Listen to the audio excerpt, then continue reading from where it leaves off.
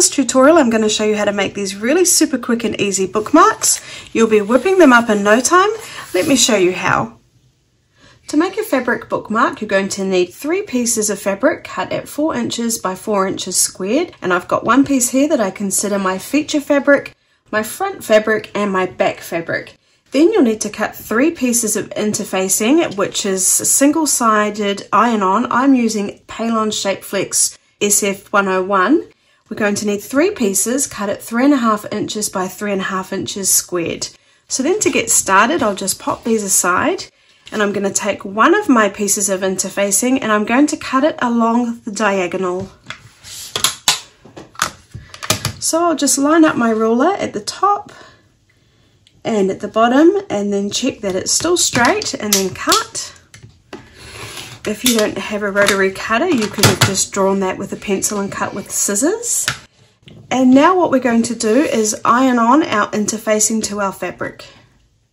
So now I'm just starting off with my feature fabric, or if you bought my pattern on Etsy, this is referred to as your A piece. What we're going to do is fold it in half with the wrong sides facing each other. So this is the wrong side and this is the good side. So with the wrong sides facing each other, we're folding it in half on the diagonal, and I'll just give that a finger press, making sure I'm happy with my fold, and then I'm going to press it.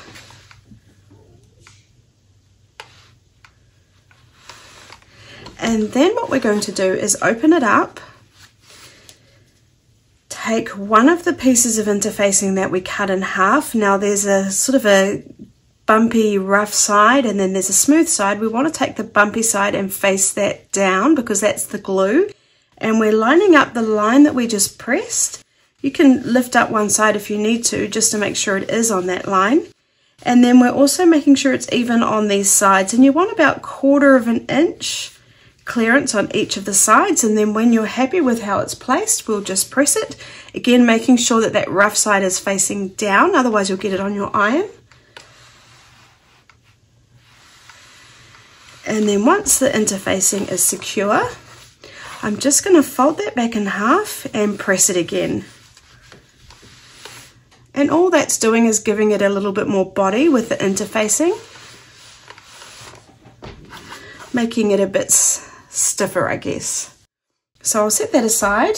Now I'm going to take my front and my back piece, or my B and C piece, and I'm placing them wrong sides facing up. So if I turn it over here, you can see the right side is facing down.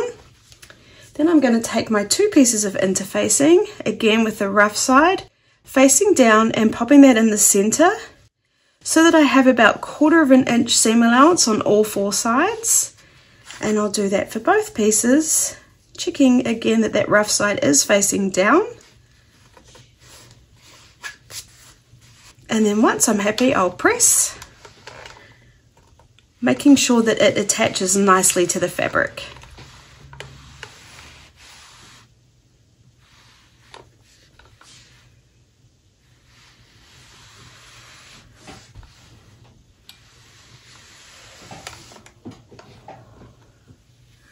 Okay, so now what we're going to do is I'm just going to layer all my pieces and get them ready to sew together.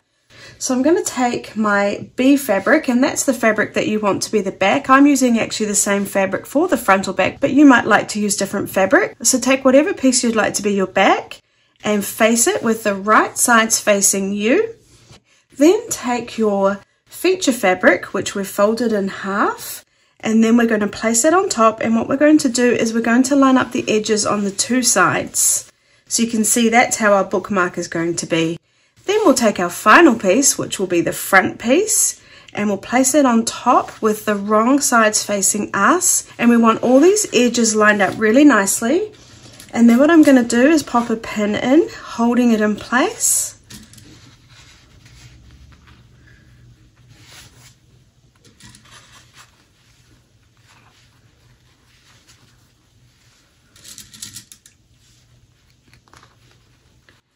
Now we're going to sew around the edge, leaving an opening so that we can turn it right sides out. And when we leave the opening, we want it to be on a side where there's only the 2 pieces of fabric, the front and the back.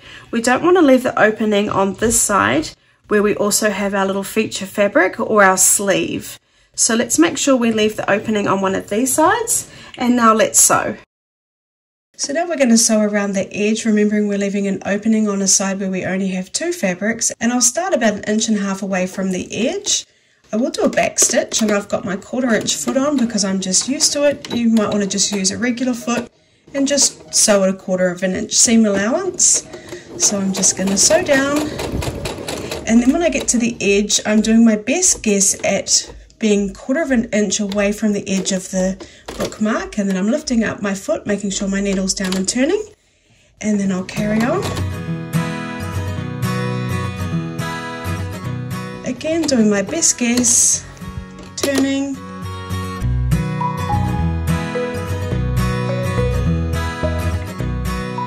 And now I'm back on the side that I started, so I'll just sew down about 1 inch, 1.5 inches, and then do a back stitch.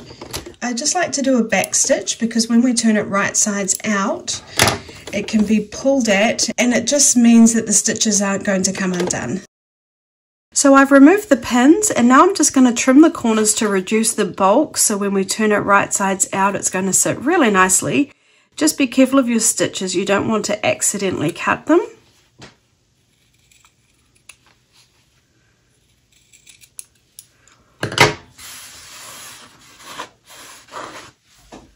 So now I'm just going to find the opening, pop my fingers in and grab it and pull it through so it's right sides out. Give those corners a push, and then what you can use is a point turner, or if you don't have one, you could use a chopstick. So you don't want to use anything sharp because you can accidentally poke a hole in it. So I'm just going to take my point turner and just give the points a push so they're sitting really nicely. You do have to be gentle because, like I said, you don't want to poke a hole.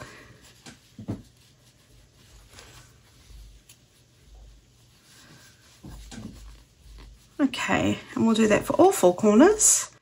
And then once you're happy, we're going to take this edge where we've got our opening and just line up the fabric so it's sitting nicely. Oh, I'm sorry, I'm just going to give that corner there one more push. So we want them to be folded in so it's sitting the same as the 2 sides, and once we're happy, we'll press.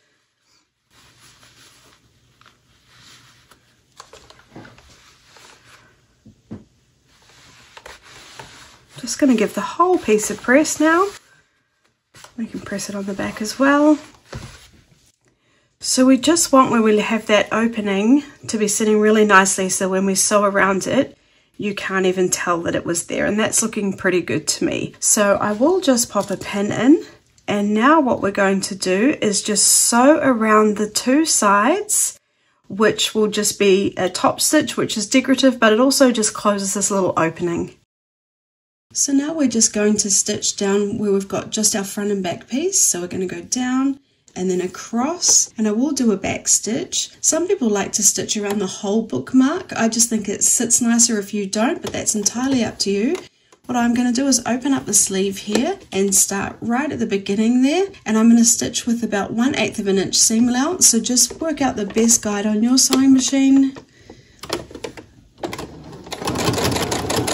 And I'm going to come forward a few stitches, go back and then forward, removing my pin once it gets in the way, making sure it is all still sitting nicely.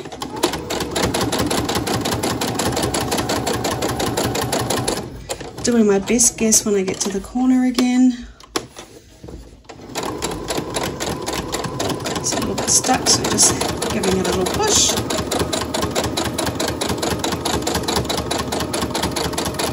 Then when I'm coming right up to that edge again, I just will do a back stitch.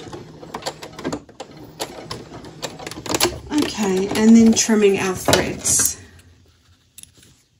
So there's our finished bookmark. Isn't it cute? I gave it one more press, trimmed the loose threads, and I did make these cute little inserts to go into it because I figured if you made them for gifts, people might not know exactly what they're for, and this way they will.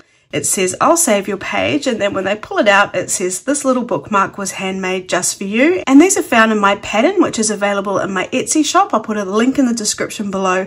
If you've enjoyed today's tutorial, please make sure you subscribe and hit the bell button so you never miss a video.